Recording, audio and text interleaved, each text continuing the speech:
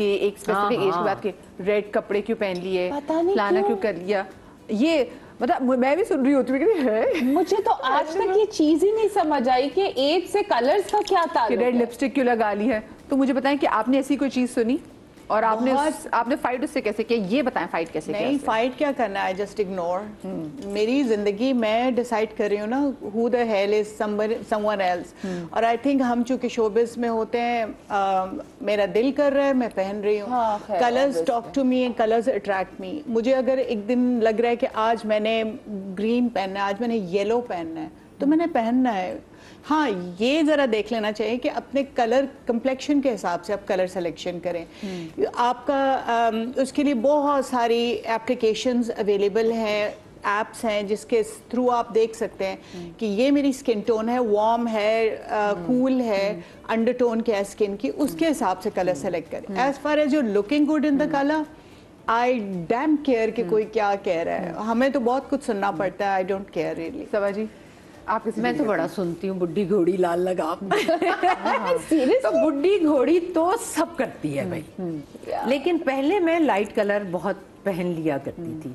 अब मैं थोड़ा सा, मुझे डीप कलर पसंद है, लेकिन कभी कभी जैसे ये अब मैंने लाइट पहना हुआ है, मेरा तो जो मूड होता है मैं वो पहनती हूँ, और मुझे जो अच्छा लगता है मैं, और हर कलर पहनती हूँ मैं, और मैं तो इंजॉय करती हूँ भाई।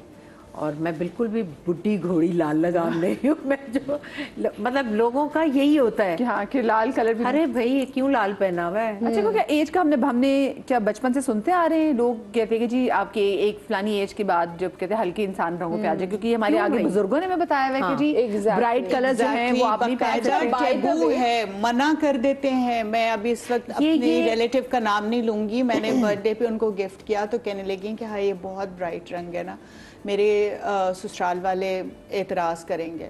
मैंने कहा अच्छा चलें ठीक है, ये मैं ऐसे ला लेती हूँ, मैं आपको नया जोड़ा, फिर मैंने लाइट कलर में भिजवाया। ये तो हमारे जो हमसाया मुल्क की उनकी हैं ये चीजें कि ये सफेद दुपट्टे, बिल्कुल जी, हाँ जी, यस ट्रू। हमारे मुल्क में भी पूरा ये है यहाँ लड़कियों को सिखा दिया गया है। मैंने तो 20 एज ग्रुप में देखा है, लड़कियां रिस्ट्रिक्टेड होती हैं 18 साल 16 साल की, ये कलर्स पहनने, पेस्टल अच्छे लगते हैं, नहीं लाउड नहीं पहन सकते, नहीं ब्राइट कलर्स नहीं पहन सकते।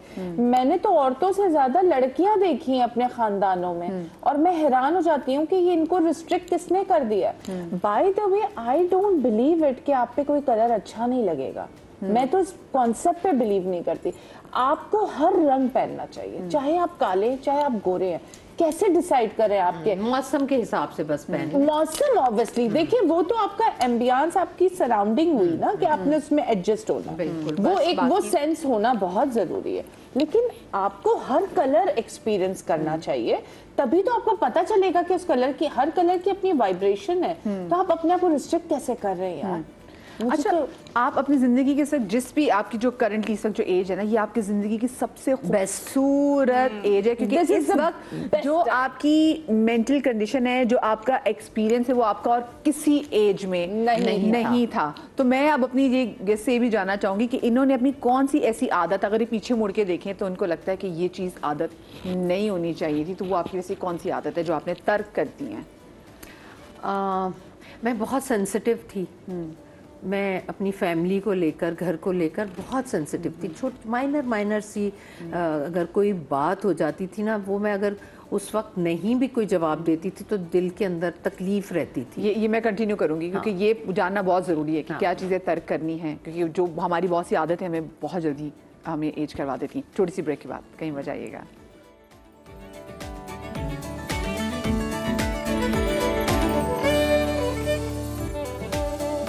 जी जनाब, welcome back after the break. और ब्रेक पर जाने से पहले हम आपसे बात कर रहे थे, ब्रेक में इतनी बातें कर ली है क्या बात कर रहे थे कि जैसे बहुत चीजें ना कि जो चीजें बॉदर कर रही थी, अपनी कौन सी जो आदतें हैं फिर आपने इनको छोड़ी। ये सवाल था मेरा कि ऐसी कौन कौन सी आदतें फिर आपने बताया थे कि आप किसी चीज़ पे डिस्टर्ब हुई थी घर में। हाँ। मतलब हर चीज़ को ना दिल में और दिल पर जगह ना दे, ये मैंने सीखा बहुत अरसे बाद। और जब मैंने वो सीखा तो मैंने वो चीज़ें बिल्कुल छोड़ दी। मुझे उस चीज़ ने सबसे ज़्यादा डिस्टर्ब किया था, और उस चीज़ को मैंने छोड़ा जो जो आपको इतनी सी बात भी ना दिल को लग जाती है, वो मेरे ख्याल में सब। और इन सब के लिए ना बेहतरीन, हम जैसे ब्रेक में बात कर रहे थे, जैसे मैं अगर फजर में उठ ना सकूं और मैं जब उठती हूँ तो फिर मेरा दिल घबराता है, मुझे सब बुरा लग रहा होता है कि एक कनेक्शन जो सुबह था ना वो मिस हो गया। तो वो चीज़ें भी आपको डिस्टर्ब करती हैं। तो मैंने अब ज़िंदगी से वो जो डिस्टर्ब करती थी चीज़ें वो सब निकाल दी और मैं बड़ी रिलैक्स हो गई। और आपकी इर्द गिर्द की एनर्जी ऑफ कोर्स वो बहुत मैटर करती है कि आपके इर्द गिर्द की एनर्जी कैसी है। कभी कभी कहते हैं ना, आपके आसपास के जो लोग, आपके घर के सर्कमस्टांसेस, आपके ससुराल वाले, अगर वो बहुत ज़्यादा टॉक्सिक हो, आपको बहुत जल्दी बुरा कर देते हैं। हाँ, बिल्कुल होता है, बिल्कुल होता है। हम वैसे कभी कभी ऐश्वर्या राय को देख हम कहते हैं यार दुनिया की सबसे कैसे सोचती हूँ, दुनिया की सबसे खूबसूरत और हमें लेकिन नहीं पता कि घर के माहौल क्या उसको इफेक्ट किया है, तो फिर हम कौन है? हाँ, तो ये बड़ा सुने ये बातें सुन के उनके घर में लड़ाई ना शुरू नहीं होनी चाहिए लड़ाई। हाँ, सच को फेस करना चाहिए। हाँ, वैसे ये बात वैसे है कि आपके घर के आसपास के लोग, अब फिर आपको बाउंड्री सेट करना भी अपने मेंटल पीस के लिए बड़ा ज़रूरी है। आपने अपनी with the passage of time कौन सी ऐसी आदत जो आपने तर्क कर दी? एक तो मैंने अपने आप को पनिश करना छोड़ा है कि बहुत सारी ऐसी चीज़ें होती हैं जो आप गलतियां होती हैं, अच्छे एक्सपीरियंसेस नहीं होते और फिर उसमें आप एक गिल्ट में चले जाते हैं कि ओह ये ऐसा क्यों हुआ, कितना बुरा मोमेंट था, मैंने क्यों किसी को ट्रस्ट किया, मैंने क्यों किसी के साथ इतनी जेनरोसिटी की, उसने तो यूं बदतमीज़ी की, फला फला। तो ये इस तरह करके ना आपके दिमाग में एक बहुत बड़ा एक जंक जो है ना, एक कूड़ेदान बन जाता है जिसके अंदर वो सारा नेगेटिव लगेज जमा हुआ होता है। तो एक तो एक coming to terms with your past, जो भी हुआ वो आपका लर्निंग प्रोसेस था, आपने उससे सीखा, अब उसको बंद करके साइड पे कर दिया। कहीं कहीं खुद को माफ कर देना भी बहुत मैं ये अब इज कमिंग टू दिस कि अपने आप को माफ करना बहुत जरूरी। फॉरगेट एंड फॉरगिव, बस दो चीज़ें हैं जो मैंने सीखी हैं और मैं अपने आप को कहती हूँ कि अच्छा किया बुरा, सेट असाइड। और अब नेचुरली मुझे पता है बहुत सारी बदतमीजियाँ और को बुरा बिहेव करता है, कुछ होता है, वो मेरे दिमाग से डिलीट हो जाता है। मुझे I just my brain retains जो अच्छा एक्सपीरियंस है और बुरे वाला ऑटोमेटिकली वो कहीं दब जाता है। यानी कि आपने अपने ब्रेन को जिस अपने तरीके से प्रोसेस करना सिखा दिया है। सीखा है। हाँ, कि बस नेगेटिविटी को अब्सॉर्ब ही नहीं करना। अपने पास्ट के साथ, अपने माजी के साथ उसको एक्सेप्टेंस के साथ कबूल कर लें। क्योंकि जब तक हम अपने आप को पनिश करते रहते हैं कि ये गलती मैंने की, उसके साथ मैंने ऐसा अच्छा क्यों किया, उसने तो मेरे साथ ये किया, तो तब तक आपके दिल में रंजिश और नेगेटिव इमोशंस उबलते रहते हैं और वो आपको ना स्किन अच्छी होगी ना बॉडी अच्छी होगी, आपके ऑरा में भी एक नेगेटिविटी ना वो चलती रहती है। तो जाने दें, वो टाइम था, वो एक ईरा था, गुजर गया, मूव ऑन। अच्छा, मुझे तो मेरा माजी याद भी नहीं रहता। मेरी बहनें बात कर रही होंगी, वो फलां थी ना फ्रेंड, वो मुझे मिली, और छोटी बहन के अभी वो शिफ्ट हुई तो उसकी पता नहीं 5-6 कॉलेज की फ्रेंड्स आई हुई थी खाना उसके घर। तो मुझे कहती बाजी आपकी भी फलां, मैं कहा मुझे नहीं याद। कितनी है जो मुझे फ़ोन करती हैं कि आपके साथ थी मैं, मजाल है मुझे कोई याद हो। मेरा दिमाग तो इतनी जल्दी डिलीट करता है चीज़ों को कि माजी तो मुझे, बच्चों की बचपन की चीज़ें मुझे इतनी याद नहीं है, यकीन जाने मुझे नहीं याद। मैं सिर्फ और सिर्फ ना ये जो टाइम है ना, इसमें जीना सीखना चाहती हूँ। मुझे कभी ये भी फिक्र नहीं हुई मुस्तकबिल की। वही बात मैंने एक आपसे कही है, उसी को मैंने अपना पल्ले बांध लिया है कि मेरे बच्चों, आपकी ज़िंदगी में सबसे इम्पोर्टेंट बच्चे होते हैं, उससे इम्पोर्टेंट कोई चीज़ नहीं है। मेरे बच्चों को मैं सेहतमंद अच्छी लगूंगी, मेरे बच्चों पर अगर मैं फाइनेंशियली बोझ नहीं डालूंगी तो मुझे अच्छा लगेगा। तो मुझे ये चीज़ें मुस्तकबिल के लिए चाहिए। माजी मुझे याद ही नहीं है और हाल मैं अपना जो है ना बेस्ट जीना चाहती हूँ और अपनी तरफ से जी रही हूँ, लेकिन बस मुझे अपने हाल से मतलब है, बाकी मुझे तभी और बातें याद ही नहीं होती। आप एक्सपेरिमेंट कर रही हैं, आप नए इनिशिएटिव्स ले रही हैं। सो जैसे उन्होंने कहा ना कि ये सीख रही हैं, ये सर्टिफाइड जो है वो होम शेफ है, आपने अपनी नहीं भाई, मैंने सब सीखा और मैंने इतना किया है, मैंने इतने खाने बनाए हैं, मैंने इतने घर चेंज किए हैं, बनाए हैं। अब मुझे वो सारी ख्वाहिशें जो है ना मैं कर चुकी, वो अब मेरी ख्वाहिश नहीं है। दिल होगा तो कर लूंगी, दिल नहीं होगा तो नहीं करूंगी। ये जो मोमेंट है ना, इस आज के दिन में ये मोमेंट, कल मुझे बैंक जाना था, पूरा दिन बैंक का टाइम था, सिर्फ मुझे कल के दिन में वो था कि बस मुझे बैंक जाना है और वो बड़ा अहम काम करना है। गोल सेट और बहुत डिटेल में समझना है सब कुछ कि बैंक कैसे होगा सारा कुछ। She is a very good learner. अच्छा, मैंने कहा लर्निंग के प्रोसेस जब तक आप लर्न कर रहे हैं, आपको बताती हूँ, ये मेरे साथ थी। मैंने कहा ज़ेबा अब अकाउंट खुलवाना था, अब आजकल तो आप पैसे भी डालें फिर उसकी शराइत भी इतनी बाहर मुझे कहती है समझना सब कुछ, तो मैं कुछ नहीं समझूंगी। कहती है मैं अपने लिए, मैंने तो अपना नहीं किया, तो मैं जा रही हूँ, मैं बैठी रहूंगी।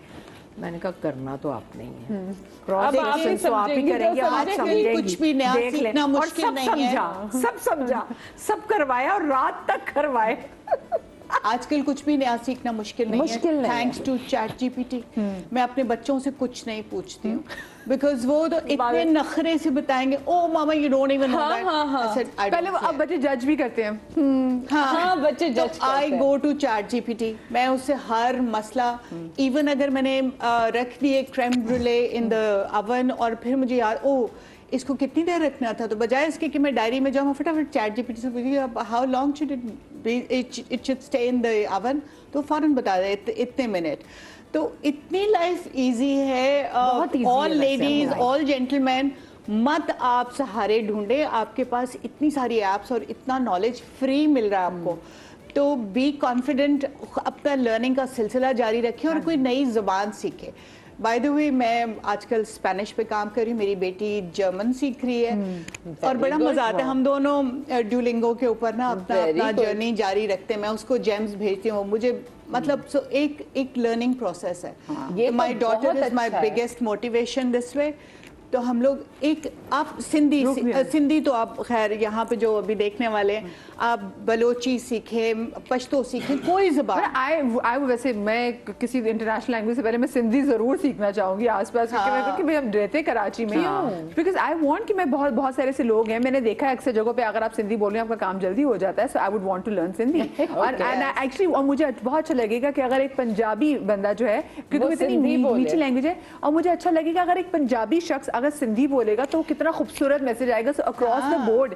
कि मैं कहना चाहती हूँ कि मैंने I would love to, you are making me feel bad because मैं सिंधी हूँ और मुझे सिंधी सही से आती नहीं। माय फैमिली वुड से कि तुम क्यों नहीं सीख रही हो? क्योंकि देखिए मेरी पंजाबी अब अच्छी हुई, हमारे घर में सबसे ज्यादा मेरी अम्मा अब्बा का फोकस है उर्दू बहुत अच्छी होनी चाहिए। उर्दू तक मैंने पंजाबी कराची में आके बोलना शुरू की क्योंकि मैंने मिस की, but now I would want to learn Sindhi, क्योंकि मुझे लगता है कि यार क्या कितना खूबसूरत मैसेज आएगा कि एक पंजाबी बंदा एक सिंधी बोल रहा है और आपको वैसे हाँ दैट्स ट्रू, लैंग्वेज की ज़बान है। अच्छा, और दूसरी ये आपके अपने मेंटल हेल्थ के लिए जो मैं बहुत देखती हूँ खवातीन में स्पेशली, कहीं भी जाएंगी किसी से भी मिलेंगी, ओहो ये तो बहुत कॉमन है ना, हाँ क्या हाल है, कितनी अच्छी लग रही, क्यों इतना वेट बढ़ा लिया है, यार एग्जैक्टली, अल्लाह कितनी प्यारी लग रही, ये पिंपल क्यों नहीं, तुम्हारी कितनी प्यारी स्किन होती थी, ये अब क्या हो गया, अल्लाह यार तुम्हारे माथे पर लाइंस आ रही हैं, डॉक्टर के पास जाओ, इतना पैसा है तुम्हारे, मतलब उनका बात यहाँ से स्टार्ट होती है, यही चीजें होती हैं। उनको ना ऐसे प्यार से पकड़ के घर के दरवाजे तक लेके जाके कि अच्छा अल्लाह हाफिज़। नहीं तो आप मार्केट में, आप मॉल में किसी से मिल लें तो आपका उनका सवाल ही ये होगा, शुरू यहाँ से होता है। फिर आप किसी के घर जा रहे हैं, आप गए मेहमान बनकर, आप सोफे पर बैठे, यार अगर वो तुमने अगर वॉज उधर रखा हो ना, वो देखो उसके साथ मैचिंग हो रही है, और अच्छा शैंडियर बहुत प्यारा, कहाँ से लिया है, अगर तुम ड्राइंग रूम वाला इधर लगाओ और ये वाला उधर लगाओ तो कितना अच्छा लगेगा। ये मैं स्पेशल लोगों को मैसेज देना चाहूंगी कि इस चीज को छोड़ दें। हर किसी ने अपने हिसाब से, मैं अपनी बेटी के घर जाती हूँ, कहती अम्मा आपने कभी मशवरा नहीं दिया, मैंने कहा तुमने अपने हिसाब से बेस्ट घर बनाया हुआ है, मैं तुम्हें कभी मशवरा, मैं कहीं चली जाऊं मैं कहती हूँ गंद हो सफाई हो, मुझे जो टाइम उधर बैठना है मैं वो बैठकर, मैं कभी किसी मैं को वैसे नहीं मैं करती इंशाल्लाह इसी criticize। वीक और नेक्स्ट वीक हमने एक शो भी आपके लिए कर रहे हैं स्पेसिफिकली कि जब आप किसी के घर मेहमान बन के जाएं तो आपके आदाब क्या होने चाहिए, ये हम आगे शो भी करें, तो आप वो मिस ना कीजिएगा। और इसमें जो डिस्कशन है, we don't have क्योंकि basic ये etiquettes। अच्छा खुद भी जो बुला रहे हैं, और इसमें ये कम्युनिकेशन में पहले आ जाता है कि आपको किसी से कोई पॉलिटिकल डिस्कशन नहीं करनी। अगर आपके घर के मेहमान आए हो, हर बंदे की अपनी पॉलिटिकल एफिलिएशन है, ठीक है, और जिन लीडरों के लिए आप अपने रिश्तेदार छोड़ देते हैं, कल कला आपको अगर कुछ हो भी जाए वो लीडर कभी आएंगे भी नहीं। तो अपने रिश्तेदार मेरी एक खाला, अल्लाह मियाँ उन्हें जन्नत में जगह दे, वो आती थी घर, वो कहीं भी जाते, वो बड़ी नफीस खातून थी, नफीस। ये गुल अहमद के सूट के अलावा उन्होंने कुछ नहीं पहनना होता था। फिर उन अब डिनर हो रहा है, 50 लोग हैं, 100 लोग हैं घर पर, अब वो आए में है और रोटियां तनूर में लगा के दे रहे हैं, नान लग रहे हैं, सब कुछ। ये तो मैं नहीं खाऊंगी, घर की रोटी चाहिए। उनके लिए घर की रोटी, घर वाले कितने बिजी हैं, उन्होंने किचन में जाके उनके लिए रोटी अगर नहीं, तो फिर दूसरे दिन वो कहेंगी मेरा ये खाया, मेरा ये हो गया, ये हो गया, मैंने तो खाना ही नहीं खाया, रोटी नहीं थी। तो ये चीजें लोग बहुत करते हैं। अच्छा, मैं ऐसे लोगों जानती हूँ जो अपने घर से ले जाते हैं कि भाई क्योंकि ये चीज नहीं, हमारा बच्चा ये चीज स्पेसिफिकली खाता है, हम घर से ले आए हैं। बच्चे नहीं ना, बड़ों की बाहर लेकर बड़े भी मैंने सब अपन को देखे, वो अपनी रोटी ले जाते हैं कि भाई हमें फलानी हमारी रोटी थोड़ी घी में बनी हुई होती है, जैसे अब मैं तो ले जाऊँ वो वाली रोटी, 3 आटों की रोटी। दावतों की बात कर रही हैं, मेरे ससुर का इंतकाल हुआ था और उस वक्त खाना जब शाम में सर्व हो रहा था तो एक खातून के लिए चावल नहीं है। वाओ, मुझे तो इन घरों में खाना सर्व करना ही अच्छा एक्चुअली नहीं, देखें होता है मैयत वाले घर में खाना उन लोगों के लिए होता है जो शहर से बाहर से आते हैं और उधर रुके में, और अगले में इतनी ऑडेसिटी तो होनी चाहिए कि ये अगले से चावल ना पूछे। मैं कहती हूँ आपके नेक्स्ट डोर नेबर आए हुए हैं ना, वो भी बैठ जाएंगे खाने के लिए, तो ये रिवायत बहुत गलत है, बहुत बुरा लगता है मुझे। तो चलिए मैं वापस आ जाती हूँ, मुझे बताएं आप गुर बताएं, सदा जवान रहने का आपके नजदीक गुर क्या है? पॉजिटिव थिंकिंग और कहीं ना रुकें, रुकना मना है, ये एक टैगलाइन होनी चाहिए आपके सिस्टम में, और सिर्फ पॉजिटिव चूज करना है, नेगेटिव को देखना ही नहीं। देखें, अल्लाह ने पॉजिटिव बनाया है, नेगेटिव हम खुद अपने अंदर क्रिएट करते हैं। अगर उस क्रिएशन को हम रोक दें बनाना, तो सिर्फ पॉजिटिव ही पॉजिटिव है दुनिया में। क्योंकि अक्सर लोग जो बहुत ज़्यादा नेगेटिव होते हैं लिटरली उनकी शक्ल पे आ जाता है। शक्ल बिल्कुल आता है, आपके ऑरा में आता है, आपकी शक्ल में आता है, आपकी बातों में आता है, आपके फेस पे आता है, इट्स एवरीवेयर। आप बताएं, आप क्या गुड देना चाहेंगी इस वाले से? मैं कहूँगी कि इन वन वर्ड अपने से प्यार करना सीखें। वैसे आपने अपने से प्यार करना कब सीखा? जैसे मैंने पूछी थी कि जब बच्चे, आपने अपने आप से प्यार करना कब सीखा?